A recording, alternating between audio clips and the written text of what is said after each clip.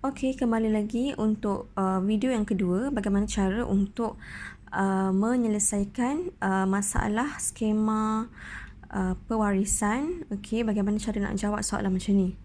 Okey, kalau kat sini dia dah bagi warna-warni ni, so senang sikit So tak apa, ini first step untuk nak tahu cara nak jawab. Okey.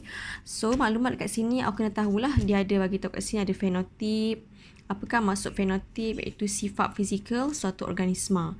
Sifat fizikal ni maksudnya apa? Maksudnya sifat luaran yang kita nampak dengan mata kita. Sifat fizikal itu maksud fenotip. Apakah maksud genotip? Genotip adalah maklumat genetik. Okey, maklumat genetik yang biasa diwakili oleh huruf lah, huruf besar atau huruf kecil. So kalau huruf besar, huruf kecil tu alel, sama ada alel dominan ataupun resesif. Kalau huruf besar adalah alel dominan, huruf kecil adalah alel resesif. Alel ialah pasangan gen yang berada pada lokus yang sama pada kromosom. Okay, untuk maklumat lanjut boleh dirujuk buku teks. So kat sini ada meiosis. So meiosis adalah proses pembahagian sel. Pembahagian pada sel pembiakan. Gamet adalah sel pembiakan. Okay, ni kita akan tengok cara macam nak buat skema pewarisan kalau dapat soalan macam ni. So kat sini contoh kat sini dia dah bagi okey, induk adalah contoh kat sini induk ni maksudnya macam ibu bapa kita lah. Okey, macam mana maklumat genetik daripada ayah dan ibu berkahwin, dia turunkan kepada anak-anak dia. Macam mana diturunkan? Okey, so kat sini pertamanya rambut kerinting ayah. Okey, ni ayah. Dan rambut lurus ni adalah ibu. Okay. So kalau awak rujuk pada muka surat yang pertama, apa bezanya kat sini? Okay, kat sini genotip ni berbeza. Okay, genotip berbeza dengan yang soalan yang ini. Okay, so kat sini genotipnya R besar, R kecil, dan ibu dalam lurus R kecil, R kecil. Okay, so alel genotip ini akan membahagi melalui proses meiosis. Okey, so bila membahagi dua, so kita turunkan saja hurufnya. So ni R besar, ni R kecil. Okey, ini R kecil, R kecil. Okey, masalah Okey, untuk seterusnya ni adalah gamet ni dah terpisah. So dia akan mengalami ini proses meiosis. Okey, ini adalah meiosis.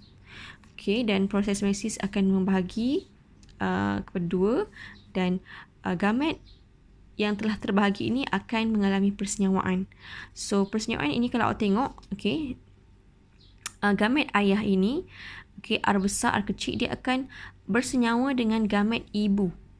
Dia tak akan bersenyawa dengan gamet ayah itu sendiri, tidak akan sama sekali. Dia akan bersenyawa dengan gamet ibu.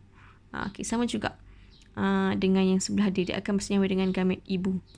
Okey, so yang ni dia dah bagi warna, awak rujuk saja warna dia. So sini biru dengan merah kan.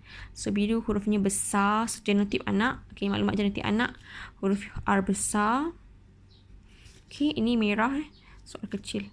Okey, ni saya tafsirkan sebagai anak sulung, anak nombor 2, anak nombor 3, anak nombor 4. Ni cara kebarangkalian nak tentukan anak-anak nombor 1 dapat, anak-anak dia dapat ciri apa.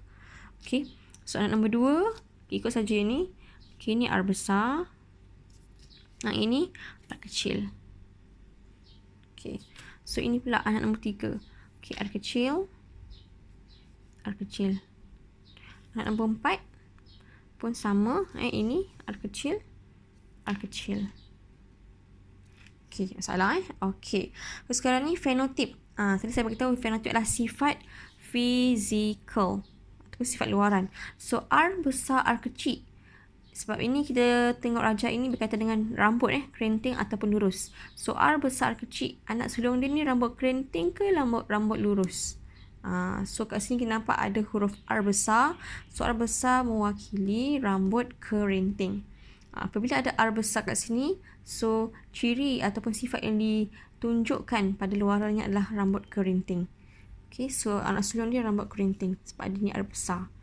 R besar rambut kerinting. Okay, anak nombor 2 pun sama. Okay, rambut kerinting. Okay, anak nombor 3, R kecil, R kecil. Rambut kerinting ke lurus? Sebab kedua-dua adalah huruf kecil, huruf R kecil. So R kecil adalah bersifat resesif. So tak ada pun huruf besar. So anak nombor 3 dia rambut lurus. Okay, faham rambut lurus. Sebab tiadanya R besar kat situ. Anak keempat pun sama, rambut lurus.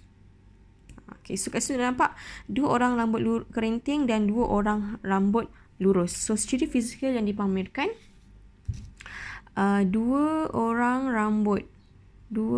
anaknya rambut kerinting. Tak orang tak apalah. Kerinting.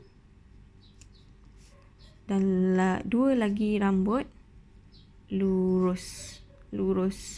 So kalau nisbah dia, okay, 2 nisbah 2, kita permudahkan dia menjadi 1 nisbah 1. So kalau seseorang tanya berapakah nisbah rambut kerinting kepada rambut lurus anak-anaknya, so 1 nisbah 1. So 2 nisbah 2 ni dipermudahkan jadi 1 nisbah 1.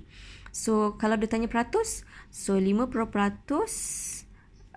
rambut kerinting dan 50% lagi rambut lurus. Kenapa 5% cikgu? Sebab dia separuh kan? Separuh rambut kerinting, separuh rambut lurus. Okay? 1 nisbah 1 ataupun 5% nisbah 50. 5% kepada 5%. Okay? Rambut kerinting dan rambut lurus. Okay? Okay. So kita akan tengok ciri yang kedua macam mana lepas ini. Gambar rajah yang kedua lepas ni.